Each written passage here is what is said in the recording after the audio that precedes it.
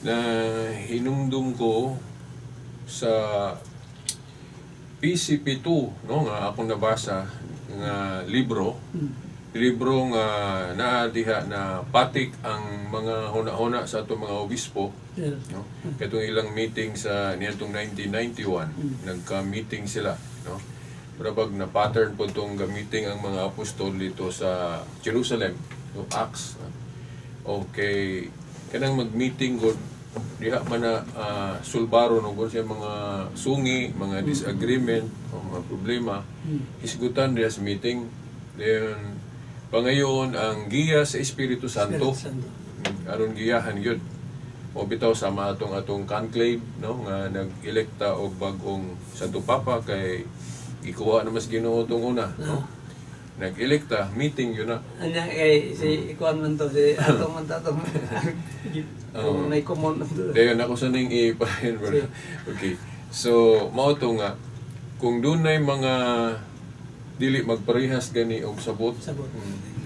Sa akong reflection gud sa nabasa na po sa Biblia, dili man ni sulbaron og kanang inato nga o pananglitog mao na atong nasabtan mulahi sa existing na nadaan nga grupo nga dahil mo ay lahi man ako dili na mao nang ilaa, so sakto ning ako, so maghimo og laing grupo. dili man na mao ang kana bang sistema nga gipakita sa Biblia sa pagsulbad og disagreement. Kung ang himuon natong pattern sa Biblia, kung mag-disagree na galita sa atong mga pagsabot, atong tanawon to unsa nahitabo atong Acts of the Apostles sa mga buhat nga niadtong bag-o pa ang grupo sa Kristyanismo. Nagahuna-huna gid ang mga apostol nga mag-counsel sila, magtigom sila kay nagkadaiya ng hunahuna sa mga tawo to na may moingon nga unsa man ni kinahanglan ba magyud tulion tong mga hintil nga nakabig sa Kristiyano o mo na mga sungi ba unsa gyud official nga baruganan yun sa Kristyanismo kay lahi man ang Kristyanismo o Judaismo. Now, dili na lang nako ba isayt og unsa nahitabo sa Council of Jerusalem. Basta ako lang na siyang gikutlo nga kung doon nagali mga dili pa nagsabot o dili ta mag-usa sa pagsabot, nagkabangi ta, dili na sulbaron og iya nga pagbasa, pagsabot sa Biblia. Sulbaro na pinaagig council meeting. Unya kanang meeting nga matawag na to authoritative. Dili pud bisan kinsang grupo mag-meeting. Ang mag-meeting kadto ra pong gitukod ni Kristo nga simbahan. Okay, katong meeting sa mga apostol tukod man to ni Kristo. No, ngaron mga kuan na mga mo paingon ta diha bra, no? Paingon ta diha. Then karon siguro mangutana ang naminaw, nagtan-aw ron sa streaming sa atong kuan. Sa atong panahon karon mao na ni brad ako na ning sigutan. Unsa man nga meeting nga authoritative? Kay kinahanglan maguning authoritative.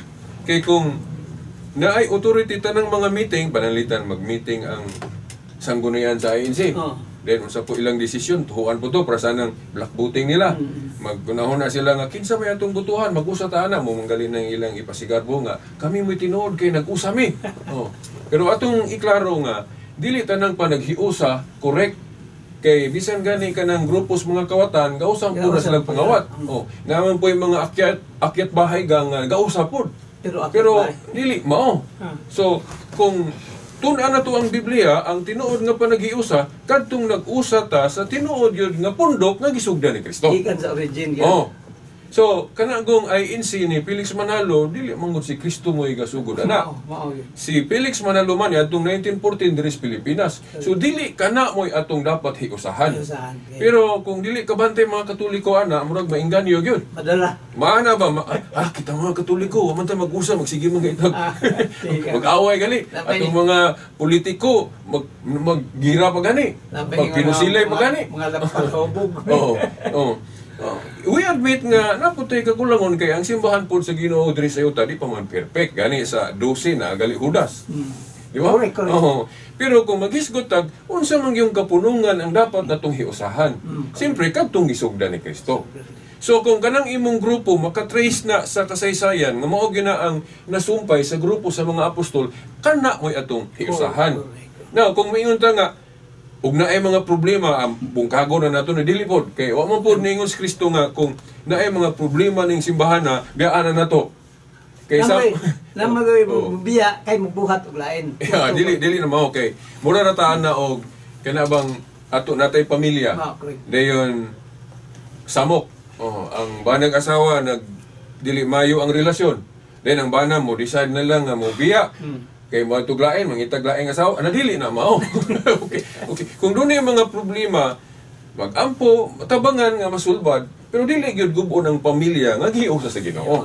So, naa naman kung maghisgot og iglesia o simbahan, nasugdan naman ni Kristo. Nya gani iyang gisaaran nga ubanan niya kanunay.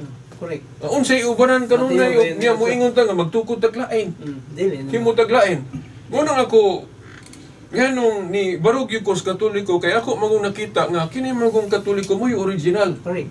Hinuon na yung mga problema na yung mga skandalo, dili man na ikatingala kay sa Biblia. Gihulagway na gani diha sa ni Jeremias sa 5:26 nga nag-ingon ang Dios, daghang dautan sa akong katawhan. Siguro sa atong panahon karon mo na ng mga Katolikong politiko nga mamalit og boto, mo na kanabang magbuot og ilang paagi dili mo tuo sa simbahan nga ang simbahan mo may gitahasan sa Ginoo nga manudlo about morality. So mo na nga. Pero ang uban mo inga na, ni angkon magka biritas nga daghang badlungon ninyo. O ni angkon ko nga daghang badlungon ning Katoliko, pero dili ko mo angkon nga dili ni tukod ni Kristo. Kay mo man gini ang gisugdan ni Kristo. Niyon ko siya, unsay kanang gisugo niya pag hinulsol kamo. Unsa may hinulsol kung ato gong himong ebidensya ng mga apan diha sulod sa simbahan nga ingon na nato na di na tinuod, sama ra pod nga miingon ta nga di dito tinuod tong gisugdan ni Kristo kay naa may gahudas. Ang buhat nga dili maayo, dili na to ipasangil sa simbahan nga gitukod ni Kristo. Kaya ang iyang mga pagtulunan maayo man. Maayo man. Naaman sa Mateo 13, naa sa Mateo 13 gisaysay unsa hinungdan anang mga dili maayo nga nahitabo sa iglesia. Ang pasangilan na dili ang teaching sa simbahan. Ang pasangilan ana ang yawa. Kay mo man ang katong nagsabot og liso sa sagbot nga gipasabot sa sambingay nga mao nang mga pagpanintal sa yawa nga napoy mga sakop nga nituo. Nya kining ubang mga tinuoan pasayloon lang uta kay wala man nila masabti. Ila mang ipasangil gyud sa teachings Katoliko. Muna makaingon ko nga nganong ipasangil man sa teachings Katoliko ng mga badlungong Katoliko nga wa man magtudlo ang atong teaching, atong katekism nga magbuhat anang usa man kanang pangabit, kanang panghalit og boto nga kanunay magaling isibya gyud sa tong kasimbahanan nga bawal yun na, no? So mao na nga kanang mga naa sa prisuhan nga mga Katolikong badlungon, na badlungon sila dili tungod sa pagtulon ang Katoliko, na badlungon sila kay wa nila tumana ang mga pagtulon ang Katoliko pagkanindot. Ako Brad John, mga brad diri gaba una na akong basaan ng katekism, pirmiro pa lang page tulo na akong luha.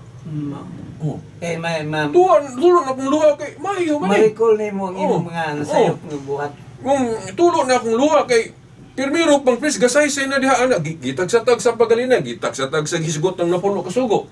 Di ba? Kanang atong kanang Apostles' Creed lang. Ayuhag pamalhandom ng Apostles' Creed. Unsa gyud sayo nga pulos gyud na correct. Kung imo nang pamalandungan puros na husto nga sa ato pa kung tumanon lang nato na mabalaan gyud tanaman tay ebidensya nga daghan nga balaan Katoliko. Padre Pio, Mother Ignacia, del Espiritu Santo, Mother Teresa. Pag kadaghan ako di na lang kay basig mayon na putag ng hambok ta. Pero ato lang nang gisaysay nga ang tinuod nga tinuoan kung doon naman gali mga badlungon nga nakita nato tungod kay namang ko'y demonyo nga sa pagkakaroon gitugutan pa sa Ginoo. Aron pod makita ba sa Ginoo ba masulayan pud ta ba nga og kinsa gyud atong pilion, ang Ginoo og ang demonyo. Pero atong klaro na nga dili gyud nato ipasangil gyud sa simbahan nga gitukod ni Kristo. Kung mo ang kung nga wala tayo sala, sama lang naging kompetensya ta ni Kristo, kay si Kristo naman ang wala sala. Yes, then, klaro po na, Brad June, diya sa Biblia, no? Nabisag si St. Paul Magalin, nakahisgot siya anak, no? Gani, nag-ingon siya nga, na siya ginahuna nga, mo untay buhaton niya, pero na mga panahon nga dili mo nabuhat niya. So nagpakita lang na nga ang tao naagi pagkamasalipon. Then Brad Jun, akong balikan tong katog yung unang gisagutan ninyo ganina kining maayong magbalantay. Kay mo man ay silbing atong tema. Oy, asa mo ka, bro? Okay. Ang maayong magbalantay gyud nga gihisgutan sa Biblia nga klaro.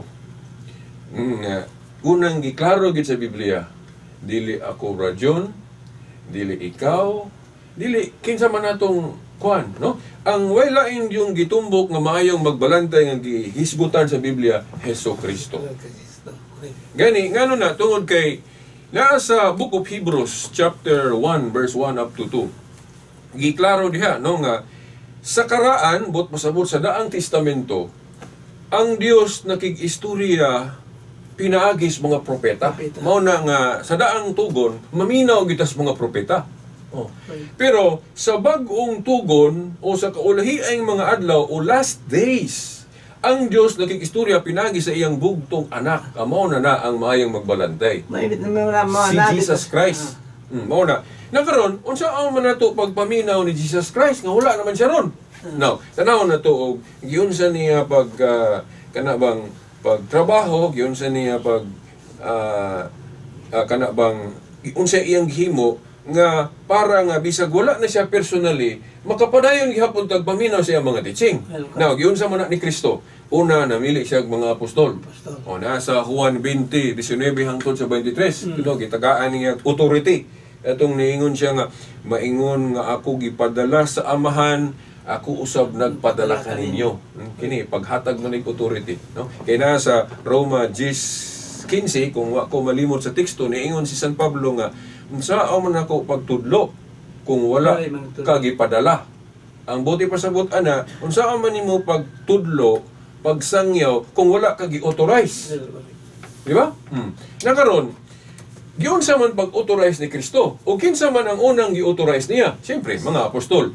Juan 20:19 hangtod sa 23. Katong niingon siya, maingon nga ako gipadala sa amahan, ako usab nagpadala kaninyo. So mga apostol lang unang dapat natong paminaon. Karon ang pangutana, wala naman to sila. Kinsa may atong authority ron? Kinsa may atong tuhuan? Siyempre, atong subayon ng Biblia kung giunsa paghatag og authority sa mga apostol sa ilang mga sumusunod. Yun sa man. Naging siya nga kana ako mag-auban kaninyo hangtod sa katapusan sa kapanahonan. Yes. So ang mga apostol ang unang gitahasan niya, gitagaan niya authority. Then ang pangutana mong ron, wala na nga ang mga apostol. Kinsa may atong paminahon? Siyempre ato ding tanahon, naghatag bag authority ang mga apostol sa ilang mga sumusunod. Naghatag. Unsa man nga paagi?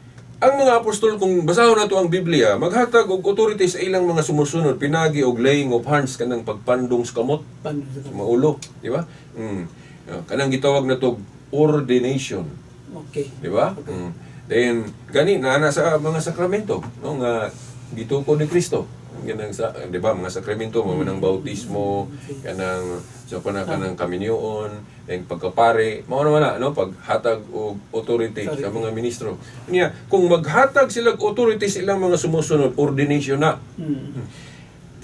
Ang pangutana, kinsa man tong gi-authorize sa mga apostol? So mudagan gyud tag history. Dili gyud na pwede nga magbasa ng kag Biblia di ka muta og history. Kay ang Biblia, although na history, wala man diha tanan. Kay ang history sa Christianity na nasulat na katong mga panghitabo nila sa una, katong nasa Acts of the Apostles.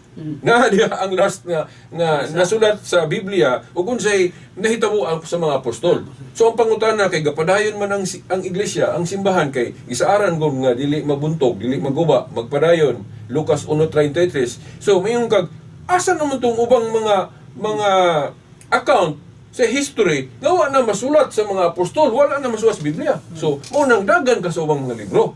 Mo bitaw nga sa Job 8:8 diingon, read the history books and see. Tingali mo ingon sila nga, uy, taka lang ada veritas, dili man history sa akong translation sa Biblia. By the way, ang atong gikutlo nga translation sa Biblia, kung mo kutlo tag Job 8:8 ang Living Bible. Kay ang Biblia gud gihuwad man ning lain-lain.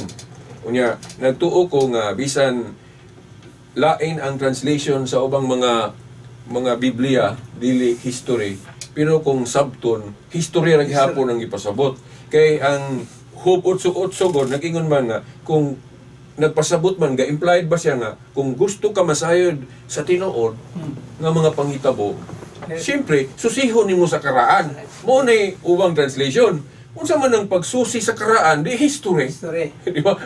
Para sa anang naunsa man tong hitabo ni Rizal sa una, sa karaan naman to, dugay naman to, dagan kag history books. Di ba naman? Oh, so mo na nga kanang pag-ingon nga kung tinuod magyud na nga tukod na ni Kristo, gisugdan ni Kristo na imong pundok, dagan kag history books. Kana kun mo pa-deeper kasi yeah. tuon. Pero kay kung naay mga debate, Bible alone man sila. Yes. Oh. Unya abroad, kung naay mga debate ang nahitabo kay disarmahan man tag history. Ilamang sa mga Bible alone lagi. Oh, wingon sila nga ano mo to mag-history nga Bible ra gyud. Kana pa lang daan.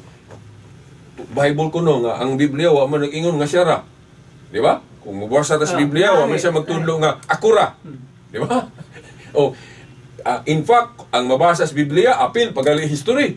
Lagi sa sa Roma nga susihan ninyo ang inyong mga kuan. Bisan pagalig walay bersikulo ana abroad nga read the history books, pero common sense mo good mo tudlo na to nga unsaon man nato pagklaro pag matuod nga gisugdan gina ni Kristo imong grupo. Wa may laing libro history. Di ba? Oh, mao na nga unsa man mga libroha nga gihisgot og history. Siyempre na mga history books. Then ang uban napatik pod sa mga encyclopedia. Kay kanagong encyclopedia, mga informasyon man na. So, apil lang history. Una nga, naglibog bitaw ko ng ubang mga debate nga ilang i-discredit ang mga encyclopedia. Siguro, wa na ilaing rason nga nung i-discredit nilang encyclopedia kay inigbasa sa encyclopedia, wa maging mabasa nga ay in situ ko ni Kristo. Felix Manalo ang yun. Di ba? Saksi ni Jehovah, Charles Taze Russell. Kay kung napauntay, mabasa sa encyclopedia nga, saksi ni Jehovah, tukod ni Kristo. Dili na sila musupak. Mayngog, Seventh-day Adventist, tukod ni Kristo. Kung naana sa encyclopedia, dili na sila mo. Mayngog na imog to encyclopedia. So, normal nga panabot nga. Imposible po kaya nga, saksi ni Jehovah, tukod ni Kristo. Dili gid pud ba kay 1872 ra man na. Nya gatong kang Kristo 33 AD unang siglo man. Dili gyud. Nya dapat uban moingon nga sisiip ko na. Kanang murag uso ron. Mayra ba kay na ilang teacher? May kay manudlo daghang kong nakabig. Di ba? Maka-afford og kanang mga simbahan kanang ilang bag-ong ilang fellowship ron nga giabangan jud nila nga. Selo lang gyud ko pero sa mo gyud ni. Oh. Pero ang tinuod yun nga simbahan, si Kristong gasugod. Unya, kung ngayon kana mauna ang CCF, pinsa man gasugod, ana, nga si Peter Tanchi man, sa ka-insik, Diris Pilipinas, 1984 na. Oh, pero murag na, kung ano, namin mga Mormons ba? Ha? Oh, 1830 po na. Meron naman ka sa grupo sa mga Mormons. In English mong sila. May mentong English. Oh, kanang Mormons po, Brad, maklaro na kung dili ka na tinuod, kaya nagsugod na sa Amerika. Klaro. Samtang ang tinuod nga iglesia, gasugod sa Jerusalem. Pero tingali mo, ingon sila nga, inyo Katoliko, Roma man na. Roma bitaw, pero tanawa, asa gikan ang nasa Roma. Di ba? Asa man gasugod ang tinuod nga iglesia, Jerusalem. Bisan pagalit tanahon sa New Book of Knowledge, ang history sa Roman Catholic Church, dili man sila mo ingon nga Roma, Jerusalem ang yun. Pero naabot lang sa Roma, unya, dito nakabaton o daghan kayong mga sako, dito milambo mo na nga na-attribute na sa Roma. Kaya ang sentro, nabalhin naman po dito. Mana man tayo sa Lord na dili na gikan sa Jerusalem, kay Roma man ninyong ipadagan nga, istorya nga, ay gikan sa Roma. Lucas 24:47, ang pagsangyaw sa gingharian ni Kristo nagsugod sa Jerusalem. So, Jerusalem yun nagsugod. Pero, unsa may nahitabo sa Jerusalem? Imbis nakita nila si Kristo, mga Hudiyo sila, Hudiyo po si Kristo, daghan mang supakiro. Ano mo si Kristo sa iyang pagkuhan, sa iyang kuhan sa mga apostolis. Ngayon siya, panglakaw kamo sa tibuok kalibutan. Mm. Whole world na. Nya kanang na ang Roma, apil naman sa whole world. Yes, so. Sa Jerusalem God, diin nasugdi ni Kristo ang iglesia, daghang supakiro. Munang nakapamulong siya sa Mateo 21:43, pagakuhaon ang gingharian nga na kaninyo, ug igatugyan sa usa ka nasod nga magbabungahon pa kayo. Correct. Sa ubang translation, sa ubang lugar, sa ubang translation po, ibalhin o itugyan sa laing katawhan. Tingali mo ingon ang uban ba? Unsa may saktong translation ana nga dili mo na parehas. Kay sa mayong balita Biblia dili man lugar ang ipasabot, katawhan, itugyan sa laing katawhan.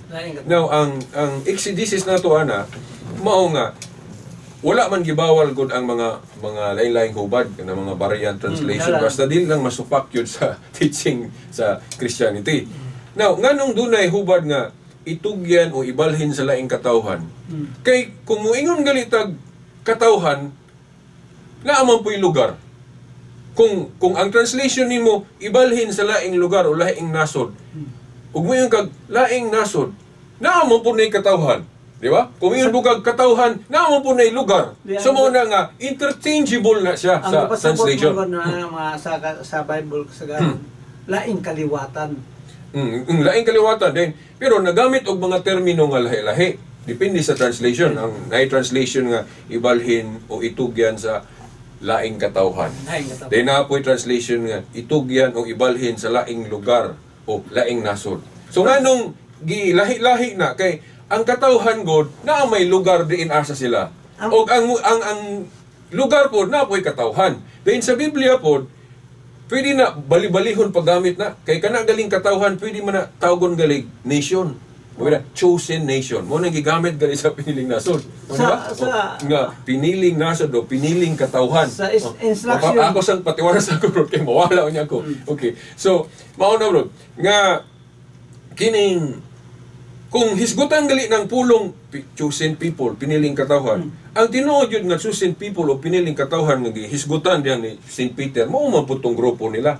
Gisugdan ni Kristo. Dili man ang grupo nga yadtong 1957 lang. Pasayloan lang yun, pero mao mo yun sa tinuod, no? Di ba? Oh. Dayon, balik ka atong mayong magbalantay.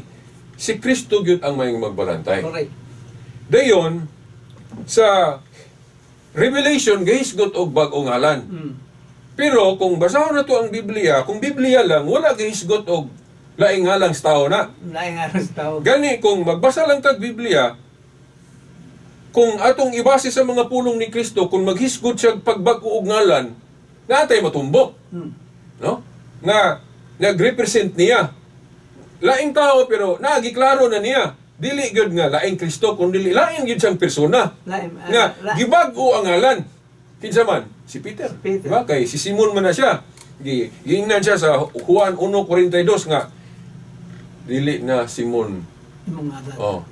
Nganlan na kanakog sipas okay pa nga sa ato pa bato kung ato ng pamalandungan nganong bato man no? Sa tanang mga apostol nganong siya raman si Pedro si Simon raman gihingan lag bato nga mo man na gisimbolo ni Kristo di ba 1 Corinto 10:4 gani nga pon sa Old Testament gisimbolo sa Diyos po ng rock sa tanang mga apostol nganong si Pedro ra o si Simon ra nga giusab iyang ngalan nga gi-pattern gyud sa Supremo. Di ba? Rock. Kay si Saul Pablo man lahi man. Pero si Simon lahi gyud. Si Pas gyud o kipa nga sa ato pa bato. Mao gyud ni takdo gyud ni Jesus Christ. Pero atong sabto na nga lahi na nga persona kay sa teaching sa piniling nasod God sa akong sabot sa ila usa ra man ka persona si sa ilawan ko ni katawa ko sa maning naagit mga impurities. Okay. Si Jesus Christ usa ka person. Pero ang iyang giilisdan og ngalan giusab si Simon Pedro. Pero dili lang gani kay si Simon ra tawag niya laing ngalan, di ba? Si Saul pod, imo niyang Pablo, ngano man ang mag-ilis-ilis si Kristo. Di ba? Murag na pattern pod sa tong Santo Papa ron ba nga ang original nga ngalan mo Santo Papa na butangan jud kanang nagi balyo nga ngalan nga nay. Tawag na manay sa Bible pa na bag-o ngalan. Yes. So mao na si Kristo siyang kaugalingon Si ang kaugalingong persona, wa na ilaing ngalan. Kato ra Jesus Christ ra gyud. Yahshua Misaya. Naman na sa Juan 4:12, wa na ilaing ngalan, ngalan ni Kristo, di ba? Dayon, pero kung kanang sa Revelation 3 nga naghisgot og murabag makaingon ka si Kristo na ibang ngalan, dili man actually gyud nga siya. Kung dili naghisgot na siya sa kanang unsa ang gagway sa iyang pangagamhanan nga bag-o na. Kay nasa Hebrehanon 6:1, pabiyaan kuno ang unang tuluhuan mahitungod ni Kristo. Unsa man ang pabiyaan nga ang unang tuluhuan mahitungod ni Kristo, katong Judaism tradisyon sa una nga Hudiyo siya nga respeto pa sa Judaism, labi na katunga pa niya masugdi ang iyang bagong gingharian nga pang-universal. Sa ato pa Catholic, universal. Katong Judaism religion nga nag-apil-apil siya, labi na bata pa siya, katunga pa siya makapaon ng grupo. Ang religion yun nga iyang gisunod atong panahon na, so wa pa siya nakasugod sa iyang iglesia, wa pa niya mag-gather ang mga apostol, Judaism yun. O bitaw nga tigtambungan siya kanang pistas mga Hudiyo. Dayon mo apil-apil po siya sa Sabat sa mga Hudiyo, no? Si Santa Maria mangganing mo apil po ana kay matinumanon lagi sila sa tinuang Hudiyo. Pero naaman ko'y bagong kasabutan. Di ba? Unya si Kristo sa nagdupa siya sa krus na ingon siya natapos na. Unsa may natapos na? Kay katong iyang mambuluhaton. Og ang karaang tinuhuan natapos na. Mo manggani naghisgot si Pablo sa Colosas na ayaw na mugtugot nga hukman mo kung sa inyong kanon. Okay, ang ipasabot ana katuman na mga ilang mga restriction sa una sa Hudiyo pa sila nga dili kanon ng baboy. Isdang wala himbis. Iyon si Pablo nga ayaw na mo ana kanani bag-ong kasabutan. Mo na ipasabot ni Jesus Christ. Oo. Kana pong ipapahulay medyo mataas po na yun. Nato lang hinahinayon eh. Kanang Sabat po sa Catholic teaching yun, double essence yun na Brad, no? Na ay pang-eternal ana, no? Kanang ato na lang klarohon na ato na lang iapil.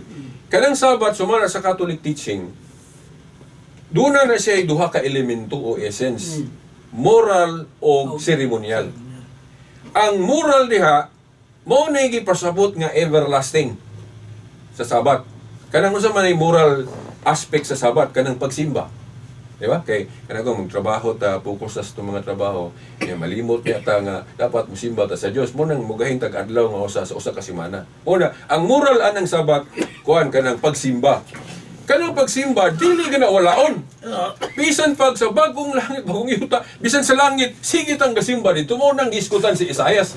Mo nang kanang interpretation sa 70 Adventist dili na mao kay mo focus naman sila sa 70 of the week nga nagisgot na maglayng adlaw. Ang actually kung magisgot yung tag-Sabat sa New Testament, ang ipasabot anang kapahulayan si Jesus Christ man.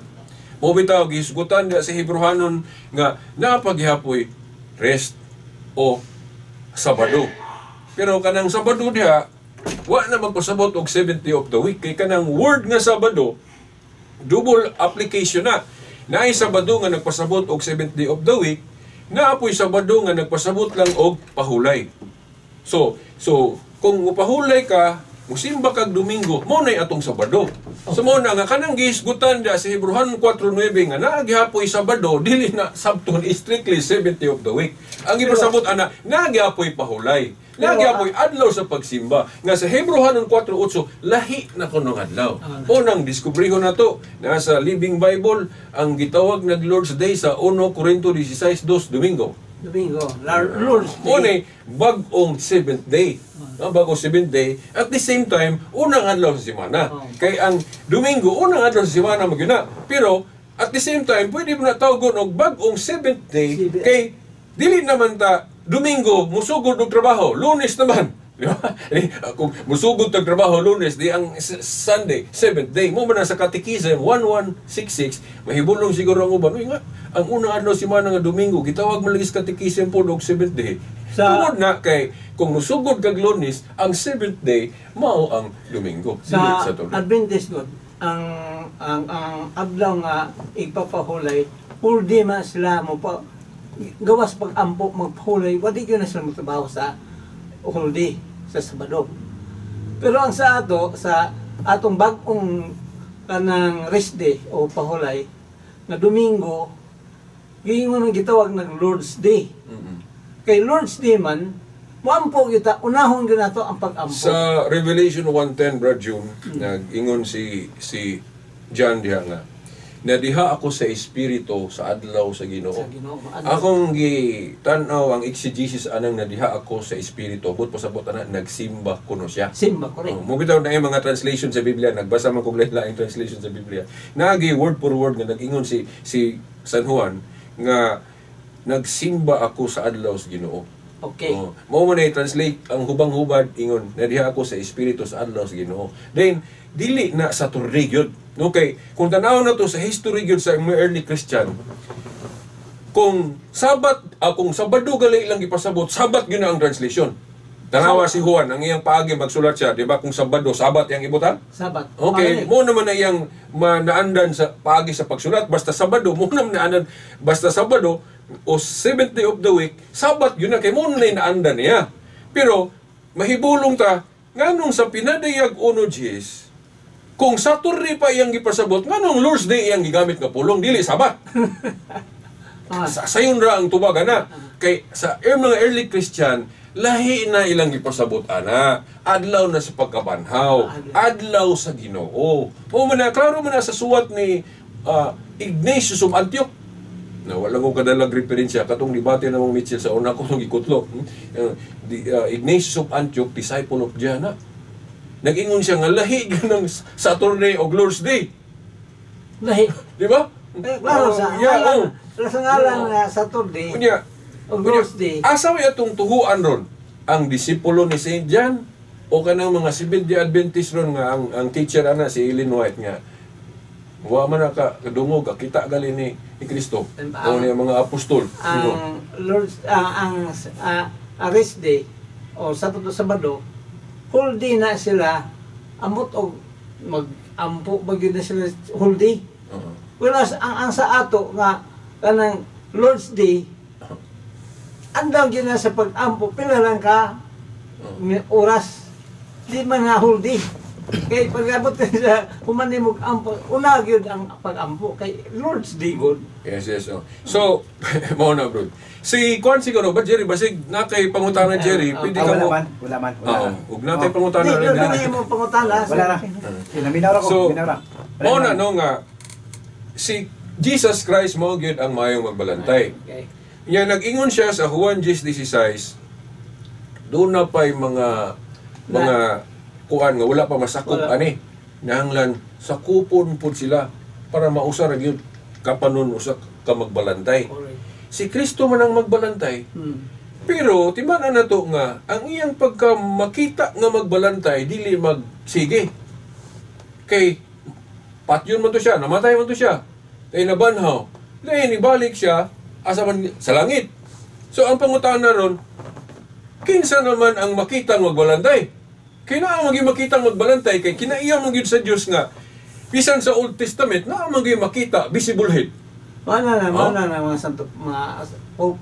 Sakto ka bro kay sa pag-announce pa lang ni Kristo sa nga magtukod sa simbahan o gingharian o iglesia, iya namang ipasabot nga Pedro gyud. Di ba niingon siya nga Pedro sa ibabaw ni ining bato tukuron ko ang akong gingharian o simbahan o iglesia nga bisan gani ang kamatayon dili makaguba makabuntog ni ini sa to pa magpadayon. Kung matinuod ng ubang mga tinuhuan nga bag-o ra natumbaw sa manang 1984 CCF 1985 kanang 85 purag kang kibuloy na UGC kanang sa Siniuba 1872 Felix Manalo 1914 sa pana 1863 sa Badista Mormons 1830 kung matinuod na ila sa ato pa kaduha day nagsugod ang matuod nga iglesia. Di ba? Dili na mao. So mao na nga hanggang Kristo magpadayon man so dili na ni tukuron paglaing tao. Base na ilang pasabot kay na may bag-ong ngalan lagi ni mention sa kuan. Ang kanang ako naman yung gisugutan sa debate na mo sa brother ni Brangeli ni Douglas. Kanang broad kayong meaning ng bag-o. Pwede po na i-connect nimo sa bag-ong kasabutan nga lahi sa daan. Kay sa tagna sa Jeremias 31:32 maghimo manggod ang Dios og bag-ong kasabutan nga lahi sa daan.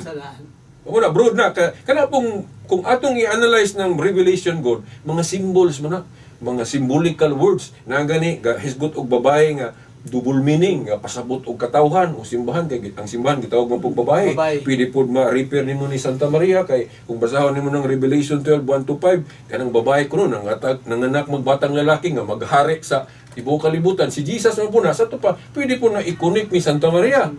Di ba? Nga gihulagoy nga tuwa nas langit nga usa ka rayna kay kung tan-awon nimo na murag gikuronahan man so queen. Isa may nanudlo ron nga Queen Mother si Mary Katoliko ko naman. Una, wala man na sa ubang kinuhaan. No? So, mauna nga, si Pedro, bro, kay giingnan niya nga, Pedro, ihatag ko kanimo ang mga yawi sa gingharian sa langit, ang imong idili, diri sa yuta, idili sa langit, ang imong itugot sa langit, sa iningi sana, binding and loosing. Mga abogado, kahibalon sa meaning ng binding and loosing. Kanang binding and loosing authority, actually, bro, Diyos na ang authority. Binding and loosing. Kay kanang binding and loosing, but pasabot na sa binisaya gyud atong lunsayng binisaya paghikot o paggapos o pagluag. O ba binding di ba? Paggapos o pagluag. But pasabot paghimo og lagda o balaod o pagluag og lagda. Di ba iya man sa Dios? Example ana kuan. Katong gisulayan sa Dios ang pagtuo ni Abraham. Di ba? Ang balaod sa Diyos, thou shall not kill. Pero, libog, ambot, kung naglibog ba Abraham ato, itong gipahalad siya, di ba? Offering kay, katong sa Old Testament ko, di ba? Naman ay offering niya, mag-ihaw, magpatay og hayop. O niya, ni ana si Abraham, ako na lang idiretso. Lord, wala na may hayop.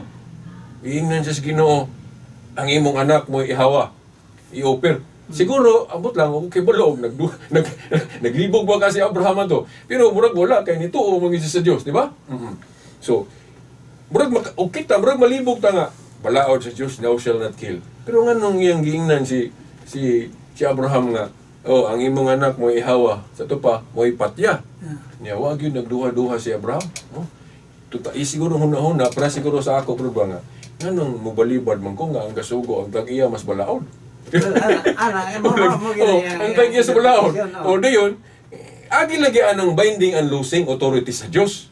Nga ang Diyos, pwede mo ingon, thou shall not kill. Pwede po niya luaga na. Di ba?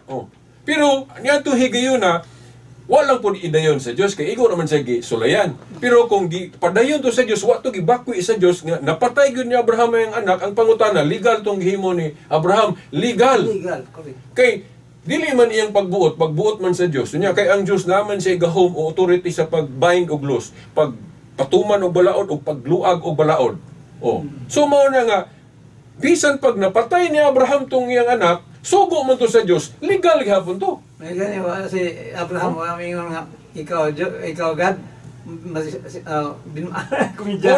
mo ni explanation bro sa mga nangalibog anang babasag Biblia ba nga may sugo ang Diyos, ang kamando man siya nga, thou shall not kill. Pero na yung mga bersikulo sa Biblia nga, siya rapoy kasugo pagpapatay.